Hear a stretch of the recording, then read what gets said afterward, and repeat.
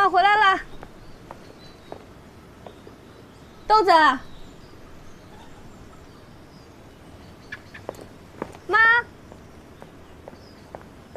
哎呦，幸福，幸福，孩子刚才肚子疼，拉肚子了，我就赶紧带他到卫生院去。大夫说没事的，多喝水，给他吃了药，折腾了半天，这不刚哄他睡着了。他咋拉肚子了？怪我寻思着吧，把昨天晚上剩那虾拿出来热热吃了，后来虾还没热，他就给吃了。你确定是因为吃剩下的虾拉肚子吗？我看着盘子里好像少了几个，我寻思着是他吃了。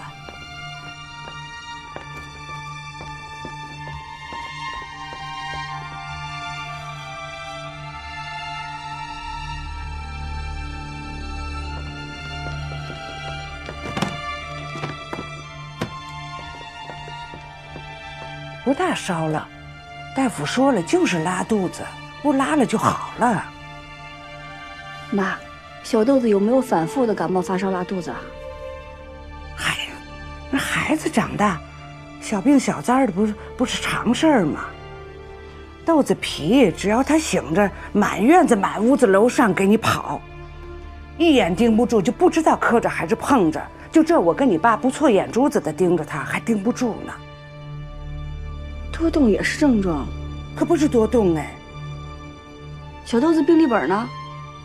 在抽屉里呢，都在那儿单子上的。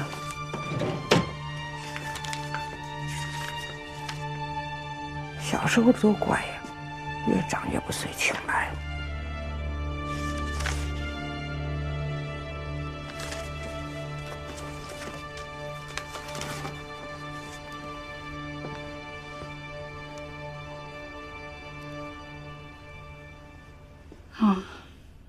不是要紧的。小豆子，小豆子来醒一醒。哎呦，妈妈干嘛？我要睡觉。别睡了，妈妈带你去县医院。啊？大夫说了，刘大夫说没事了，咱吃了药了，多给补水，过2天就好了。一开始都不重视，全当成普通的感冒发烧来治，全给耽误了。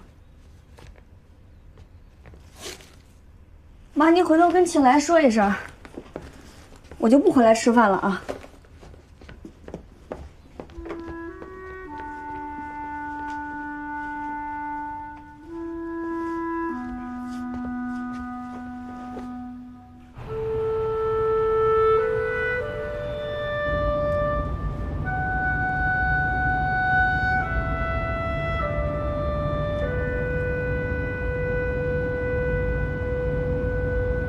浩浩，你乖一点，马上就到我们了。浩浩，哎呀，你把妈妈衣服再拽坏了，你看看。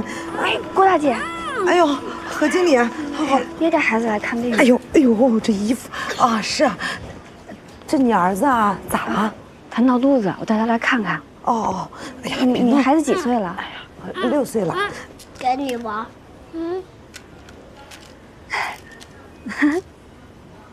哎呀，真好，来坐。哎呀，你看你家儿子多懂事儿，多乖呀！俺家这个呀，就是个讨债鬼，脾气大得很，还总闹病。闹啥病呀？头疼、拉肚子，还总发脾气，就一天到晚停不下来。医生说俺孩子是这个儿童多动症。你有没有给他抽个血，查查血铅指数超不超标啊？抽血啥超标？就是血铅，严晨儿子得那个病。不会吧？我听专家说，说这个血铅中毒也会造成孩子多动症、脾气大、烦躁，还会伴有攻击性行为。何经理，我咋听着你说的跟俺孩子有点像？那你的意思说他中毒了？啊，那不是，是因为我带孩子来也是要查查他血铅有没有超标。我是想着，既然你也来了，不如也跟那医生说说，也给孩子抽个血，检查一下这个血铅指数，给孩子查查，不是放心吗？11号郭亚萍，2号指示。哎，何经理，一起去吧。俺听你的都查查，你跟医生说查些啥，俺也说不明白，行不？啊，行行行啊，走，好好来，走啊！好了好了，把枪给妈妈啊。何经理，没想到你这么年轻都有孩子了。你看你真能干，孩子照顾的也好，事业做的也好。唉，俺就是一个讨债鬼，拴得俺啥也干不了。我孩子主要是我公公婆婆帮我带着。你看，你真有福气，不像俺，上辈子不知道遭了什么孽，这辈子罚俺遭这些难。俺是山东人，跟着老乡来这儿打工，后来就嫁到村上了。孩子2岁那年，公公婆婆带着男人去参加一个亲戚的婚礼，怕孩子哭闹，没让俺去，留在家里看孩子。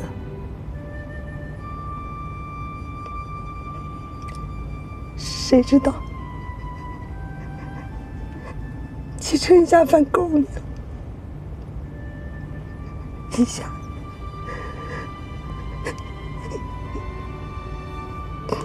一下子人全没了。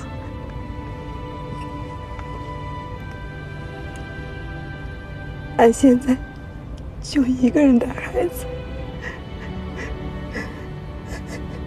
偏偏又不争气，不是生病就是闹腾。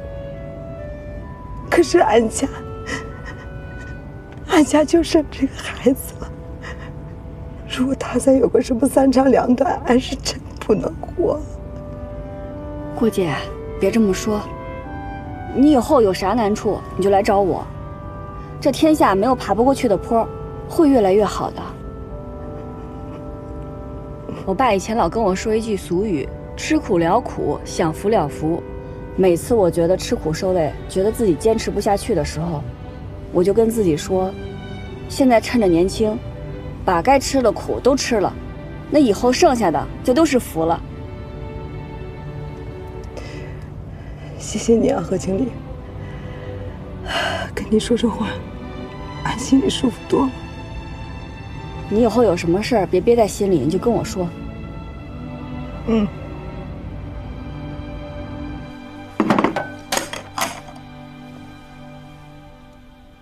人老了，没用了。人家不嫌弃，你自己都嫌弃。说给你们带孩子累就不说了吧，就那份操心，那是人遭的罪吗？哎呀，整天的千小心万小心的，就怕出点差错落埋怨，就这还躲不过呢。往后你们自己带孩子，我不管了，带好带坏是你们自己的事儿，反正我落不下埋怨。哎呀，行了，少说点吧。我们回来了。哎呀，看我们这好福气，正赶上吃饭。奶奶，奶奶，小豆子，走，先洗手去。妈，怎么了？出什么事儿了？我吃好了。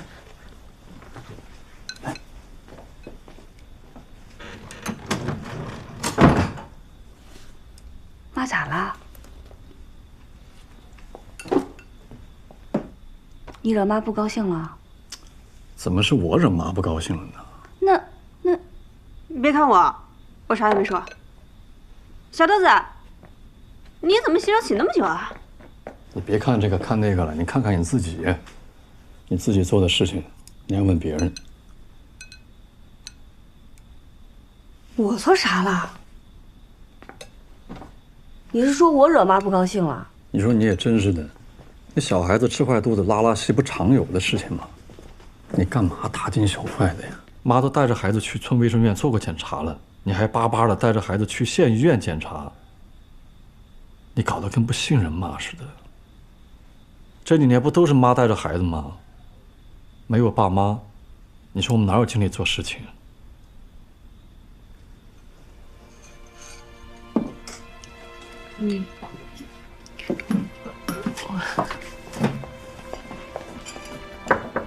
妈，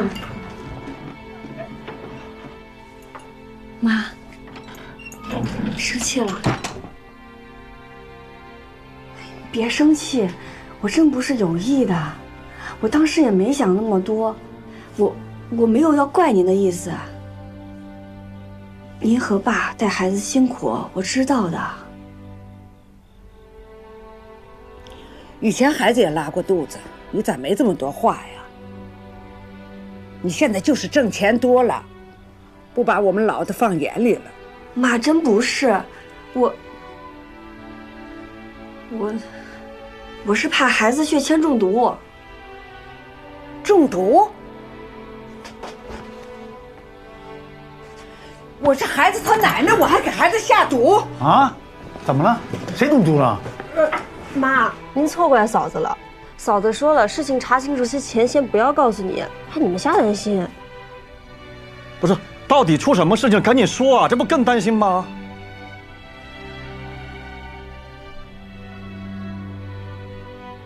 水尾村打官司那家人的孩子查出来血铅中毒，他们以为是保健品厂排的污水造成的，但是厂里面排的水检测出来是没有问题的。那如果不是水污染造成的，就一定还有别的原因。血铅中毒的症状有很多，比如腹痛、拉肚子。我又听你说他平时特别好动，我就怀疑他有血铅中毒的可能，所以我就赶紧把他带到县城的医院里去做了一个血铅检查。但是这种检查村里的卫生院做不了。那检查这说啥了？结果现在还没出来。哎呦，豆子，不会中毒吧？咱妈，您别着急，是能治好的，但主要问题是一定要找到原因，不然治好了还是会继续中毒。哎呦，乖呀！哎呦，奶奶的命哎，没事吧？没事吧？小豆子，爸爸，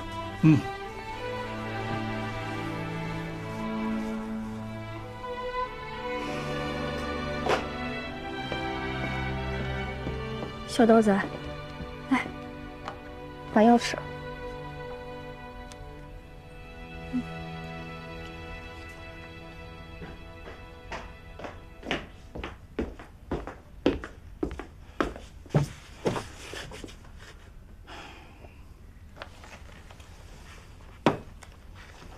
咋了？和万书记谈好了？谈了。万书记说什么？万书记倒觉得挺好，挺支持，可是传家非要让我帮他一个忙，他才愿意跟我谈。什么忙？保健品厂想让这个秀玉给他们做那个产品形象代言人。好事儿啊！是好事儿，可秀玉不愿意啊。我刚才和秀玉一提，就被他从屋里撵出来了。为啥？还能为啥呀？秀玉愿意跟这个厂家打交道啊。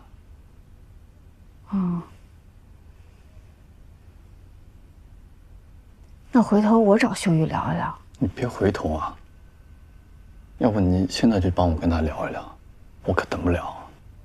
行，我现在跟他聊去。啊，去，你好好跟他说啊。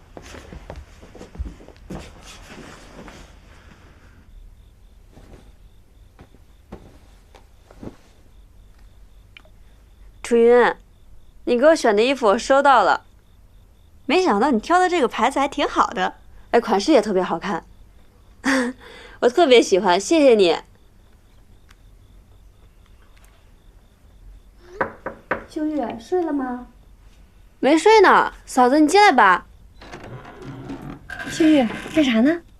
啊，楚云帮我选了几件衣服，说后面拍摄的时候穿。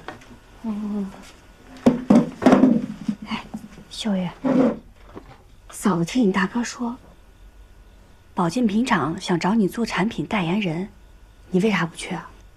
懒得理他们。哦，嫂子理解你的心情，但是我觉得给这产品做代言是一件好事儿啊，你不去那还挺遗憾的。有啥遗憾的？现在这个保健品已经卖到全国20多个省、几百个市县，这就意味着咱们可以借这个保健品的销售，可以更大范围的去宣传咱们万家庄的山水，也顺带着把咱们这儿的旅游做得更好。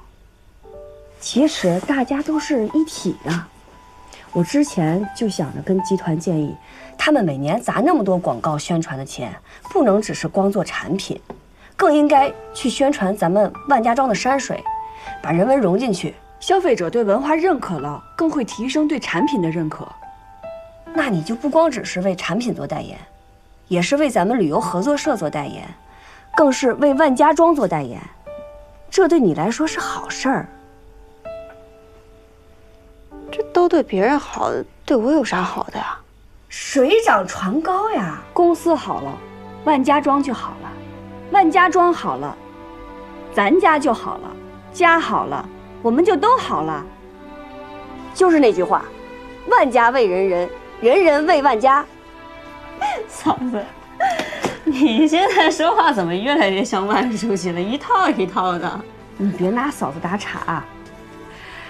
嫂子读的书比你少，你学识比嫂子强，你去做代言人还可以发挥更积极的作用。那嫂子别说，你虽然学历不高，但是见识一点都不比那些学历高的人差。所以我就说，别老纠结着那件事儿。学习不光是在课堂上，社会也是所大学。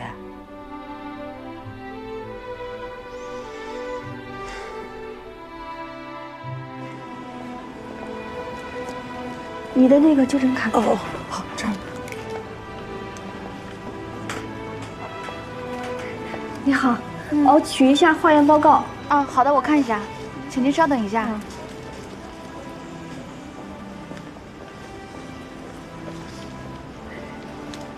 这给您。哎，谢谢，谢谢。没事儿。这是那个这是就诊卡。哦，好。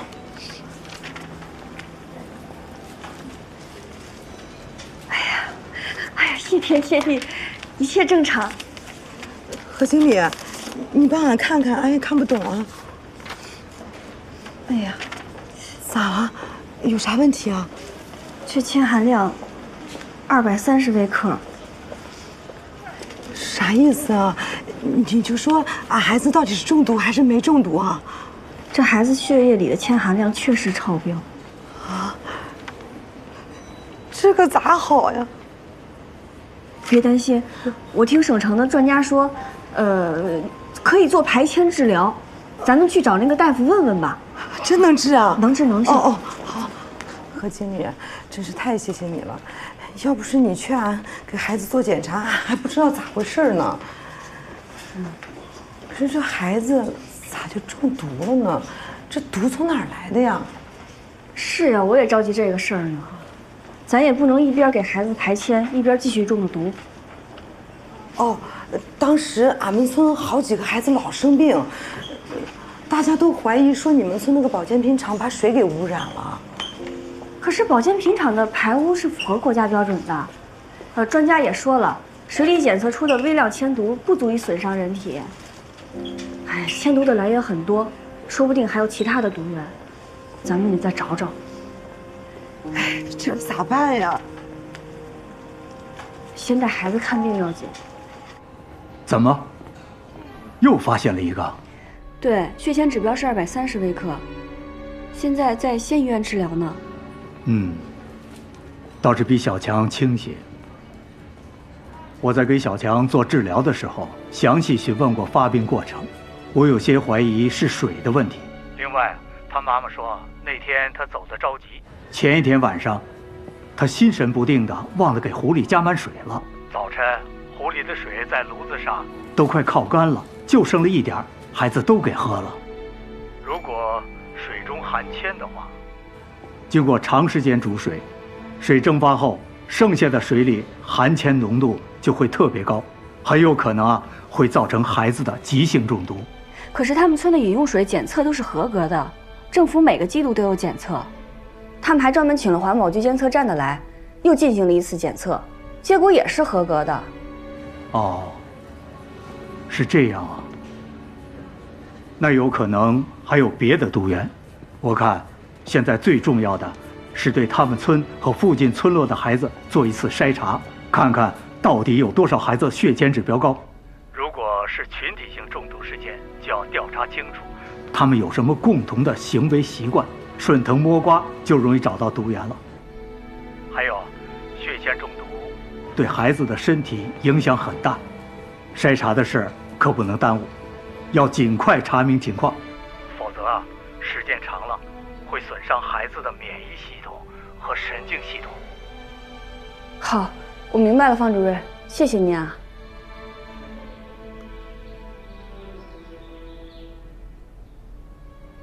你是说，找那几家老生病的孩子再查查？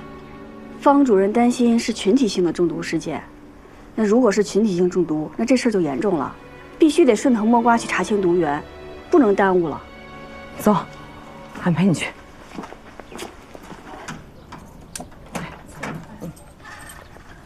哎，闷葫芦，你咋来了？哦，你是来看盐城的房子吧？跟你妈说放心，我帮她看着呢。啊，这个是盐城的表弟，姓胡，打小不爱说话，俺们都叫他闷葫芦。哦，他妈呀，还是从我们村嫁到你们万家庄的。闷葫芦现在可有出息了，在万家集团当保安呢。哦，盐城是你表哥呀？啊，他在城里咋样啊？还行吗？他们在参加护工培训，说以后可以在医院打工。哦，当护工，挺好，挺好的。哎，闷葫芦，跟你妈问好，俺们还有事儿，先走了啊。哎，走。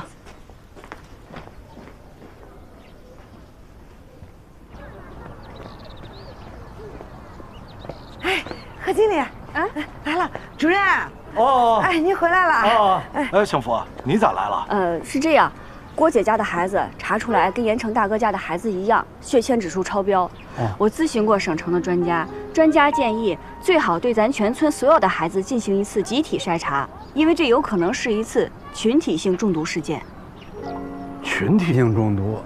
哟，你可别吓唬我，这事儿大了。这个我没吓唬你，这孩子血铅中毒是大事儿，真得重视起来。哦，是得重视起来。这光我重视，这没用啊。你说把所有孩子都得查一遍是吧？啊，这得花多少钱呀？是这样，关键咱这一合并吧，这财务都捅到万家庄那边去了，这我说了不算呀。我看这样，何经理，你找万书记去，找万能的万书记，找他解决。行，我回去跟万书记说。哎，是得重视。哎呀，这能行吗？能行，我跟万书记说一声。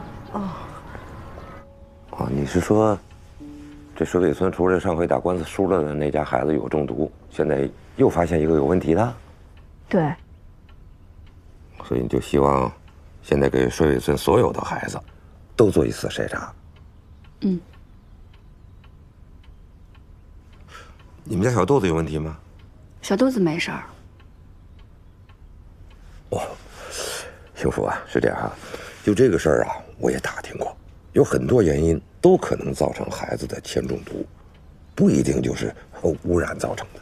你看官司都打赢了，孩子们没完没了的，这什么意思啊？万书记，你误会了，筛查和案子没有关系，筛查是为了要查清楚，到底是个别现象还是群体现象。如果真是群体中毒，那咱就要尽快查清楚毒源了。幸福啊，你看这个事儿能不能先缓一缓？啊不，倒不是钱的问题啊，主要是忙不过来。还有2个月就年底了，是吧？公司得冲业绩，下个月这个创富村的评比就会有一个结果，考察团又要来，我还得应付上边各种各样的检查，公司的各个部门也得做工作总结，是吧？当然了，花钱的地方也很多，是吧？所以呢，这个事儿还是过一阵子再说吧。凡事都得有个轻重缓急，你说呢？行，我知道了，那我再想想别的办法吧。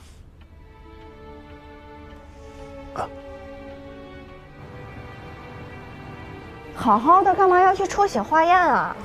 就是看看孩子血液里的铅含量是不是也高。盐城家的孩子和郭大姐家的孩子血铅含量都高，铅中毒对孩子危害很大，所以我也建议你们去查查。好，我知道了。看着孩子这淘气，你是觉得我们这个大孙子也会中毒吗？哦，奶奶，这得查了才知道。哎呀，那不费钱吗？乱花钱。这怎么是乱花钱呢？查了心里踏实。要是没事最好，有事早点治疗。哎呀，我知道了。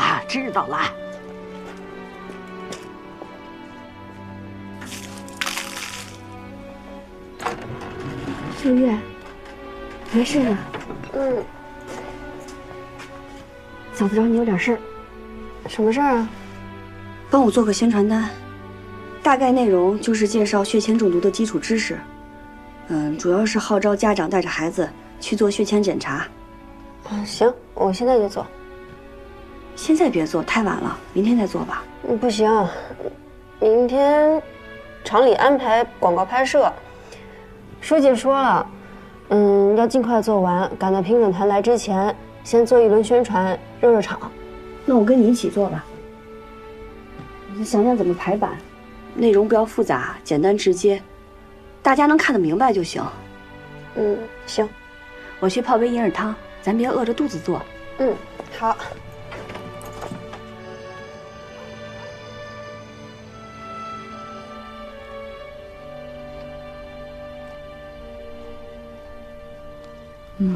这么排版能看清楚吗？我觉得能，这是最简单的模板了。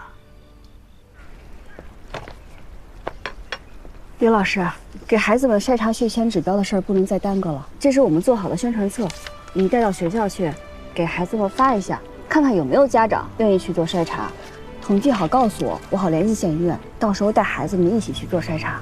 行，我回去召开家长会，跟家长们说说。没问题，你们组织好，提前告诉我们大概有多少孩子要做筛查，我可以跟院里说，到时候集中相关科室，给孩子们安排一次专项筛查。好，谢谢张主任。不用客气，都是我们该做的。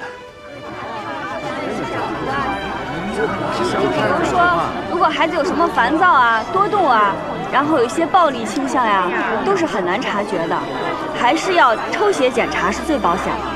大家有要去医院检查的话，在这儿把姓名、电话号码记一下啊。对，我最多还是要说给孩子抽一次血，做个血铅检查，心里才会踏实。慢点啊，慢点，往后面坐，往后面坐啊。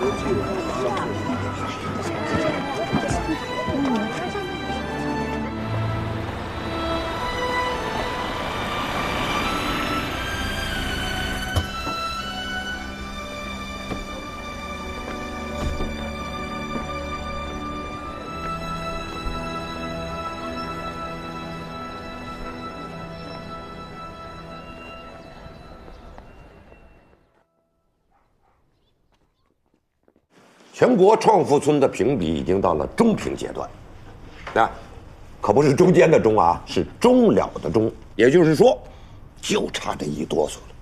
咱们一路过关斩将走到今天不容易。下周，评审团就要来我们万家庄参观考察，给评审团留下什么样的印象对于我们能不能拿到这个称号至关重要。所以呢，我希望大家要把你们那个1亩3分地儿收拾利索弄整洁别让人觉着我们农民不讲究。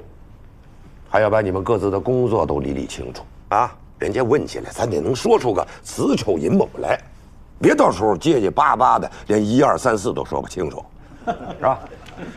总之一句话，就是要让评审团看到我们万家庄人的精气神儿。谁都不许掉链子，到时候谁要是掉了链子给万家庄抹了黑，拖了万家庄的后腿，那就别怪我万善堂事后翻脸。放心吧，王主席，我们绝不会掉链子。是，这就对了。那么下面就由裁量给大家具体布置一下各部门的工作重点。我已经通知2家了。好，放心吧。婶子，你干啥去？我正要找你呢。有啥事啊？回头再说吧。我先到镇上买点东西，一会儿就回来。别买东西，你派别人去。你赶紧通知各家民宿派个能管事儿的到咱们社里开会。啥事儿这么急？好事儿啊！评审团要来咱村里参观考察，民宿和旅游服务也是重点，这是咱村里的头等大事。万书记说了，谁要是敢掉链子，他就跟谁翻脸。你现在是副理事长，各家各户盯紧点，咱合作社可千万不能掉链子。哎呦，那是，这是村委会下发的通知书，你多复印几份，下午开会的时候发给大家。哦，行，那我先去了啊，你去吧。喂，哎，秀玉，啥事儿？嫂子，镇小学的刘老师找你，问你啥时候回来。哦，我马上回来，你让他等会儿我。哎，好。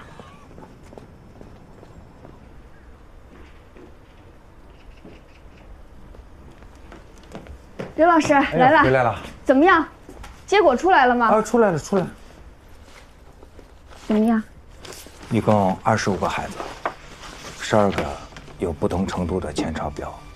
12个？这么多，看来真是让方主任给说中了。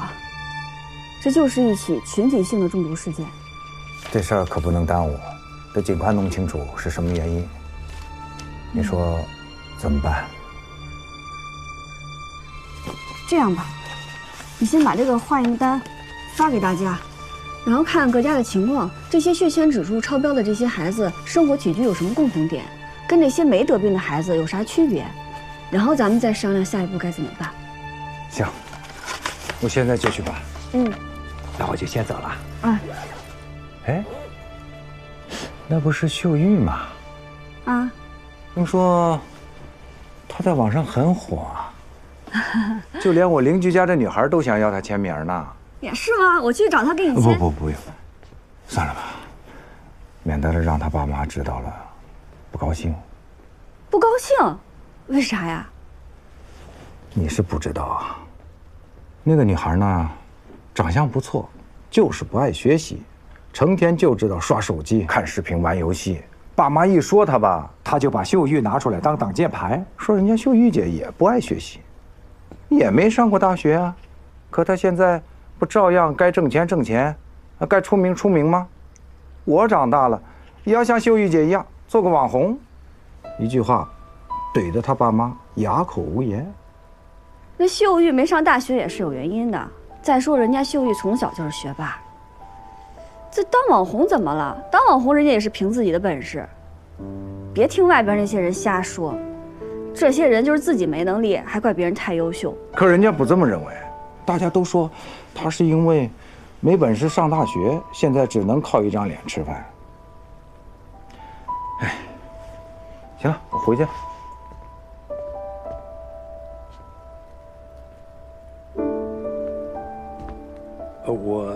那我走了。秀玉。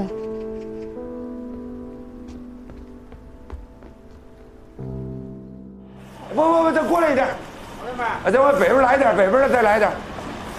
哎，跟那个梁啊。过来了。哎，好，跟那个梁要平了。哎，来，拉回来了哈。哎，那个就找人来搬活。哎，搬上来了啊，搬吧，你让他们搬吧。没事，让他们搬吧。来，那个外边摆的不齐的地方都弄齐了啊。小心啊。那个。挑几盆好看的，搁到那个会议室里头啊！小心啊！这外边啊还不够密啊！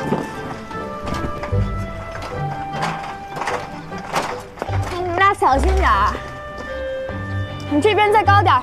哦，对，你这边也再高点儿。哎，不行，再高点儿，再高点儿。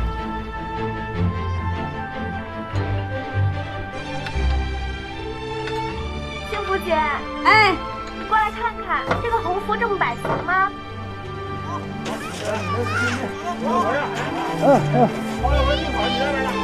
这点层子。来，等会儿我看，不，你这当然不行了，平了要平，你来，你上去慢点啊！来，别把它固定住，哎，正平着再固定啊，站好了，哎对，啊，哎这回行了。好，来慢点下，你下来吧，下来吧，那边也得弄，赶紧下来。慢点。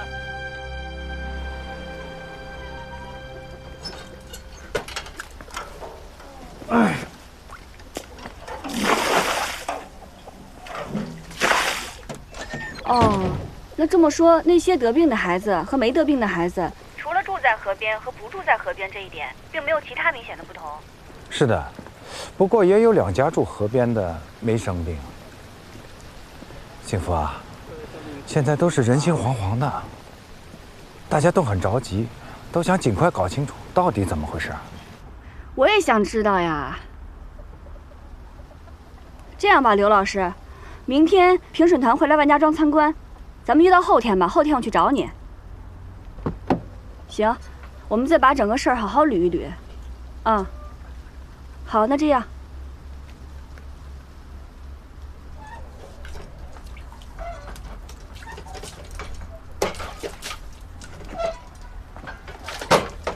庆来，你这是在干嘛呢？哎呀，那个村里通知让各大户把那个什么家里弄干净，说不定那个考察团会过来看看。我先用这个井水把家这个院里冲冲呀，这自来水太费水了。我在给小强做治疗的时候，详细询问过发病过程。他妈妈说那天走得着急，小强就喝了一点水。我有些怀疑是水的问题。可是他们村的饮用水检测都是合格的，政府每个季度都有检测。那有可能还有别的毒源。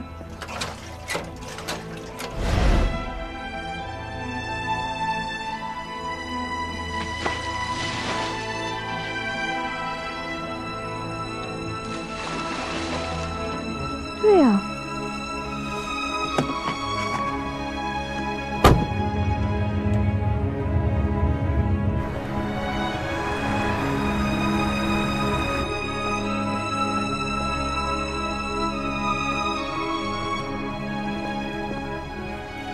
郭姐，郭姐，哎，郭姐在家吗？哎，咋了？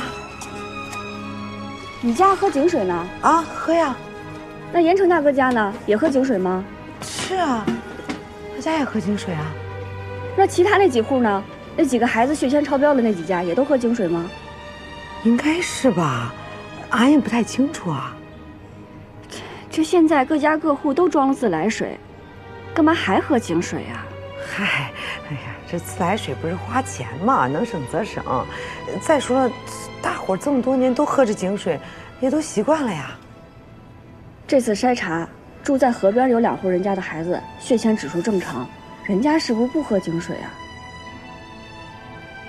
哦，你说那2家，俺知道，他们2家条件挺好的，估计也不会为了省这几个钱。这毕竟自来水吧，还用着方便哈。何经理，你是说这井水有问题啊？我也只是怀疑，还是得请监测站的李老师给这井水取个样。哦，你说的有道理。我们去的时候啊，只是按照村委会的要求，取了河水和自来水的水样。那您看，您能不能尽快再来一趟，再给井水取个水样做个检测？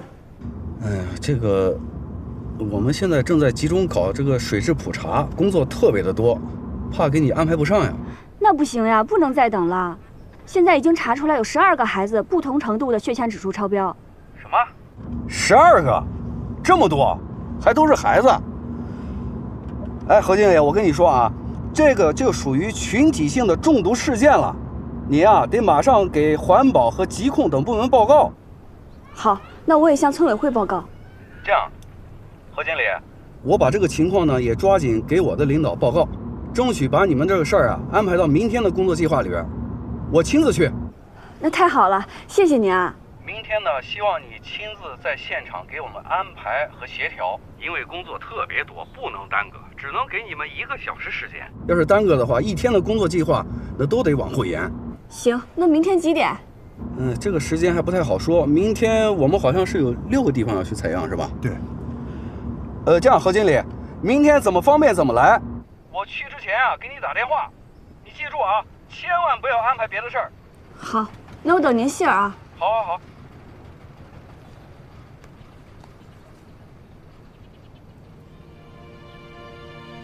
刘老师，还只是怀疑，不过我觉得还是要提醒一下大家，在检测报告出来之前，尽量不让大家喝井水，也不要用井水做饭、洗菜什么的。啊，行，那先这样，挂了啊。嫂子，啊，刚村委会通知，说明天参观完保健品厂就来考察幸福客栈，让你准备好一下接待和发言，汇报一下客栈的经营情况和发展前景。秀月，我正好跟你说个事儿，我明天要去趟水水村。为啥？边走边说。是这样的，这是我准备的发言稿，你尽快熟悉一下。万一明天有时间真撞上了，你就替我去发言。反正你对客栈也熟悉。我不行，明天评审团来了，你不在，这说不过去。我也希望时间能兼顾上了，但万一呢？咱不得备个 B 计划吗？你让别人替你去取样啊，你干嘛非要自己去啊？我还得去组织去安排，老李时间有限，那郭大姐也没有经验，我也怕她出什么乱子。哎，看运气吧，我也希望时间能兼顾得上。你就帮嫂子看看吧，啊。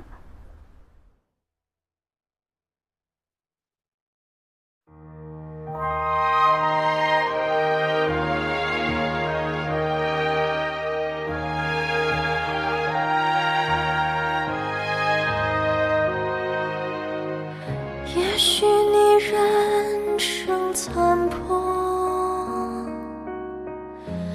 也许失望让你沉默，还要勇敢地走，继续倔强的活。谁能阻止你用力去生活？也许理想已斑驳，也许命运略显坎坷，还要勇敢地走，继续坚强地活。谁能阻止幸福开出花朵？就算命运注定曲折，我绝不退缩。跌碎的梦再一次的重生，不登高山，不知天之高，不离深渊，怎知地之厚？别人说用全力拼搏，